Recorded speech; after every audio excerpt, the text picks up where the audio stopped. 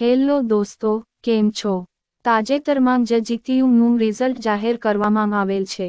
દરેક સ્ટુડન્ટે જોઈ પણ લીધું હશે. અમને આશા છે કે બધાનું રિઝલ્ટ સારું જ આવ્યું હશે ભગવાનની કૃપાથી. જે સ્ટુડન્ટ કદાચ ફેલ થયા હોય એમને બહુ ચિંતા કરવી નહીં અને મહેનત વધારે કરવી.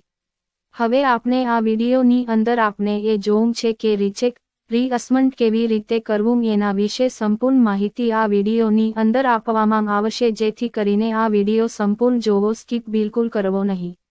જોઈ કોઈ સ્ટેપ સ્કીપ કરશો તો પ્રોબ્લેમ થશે, તો આ વિડીયો અંત સુધી જોવા નમ્ર વિનંતી.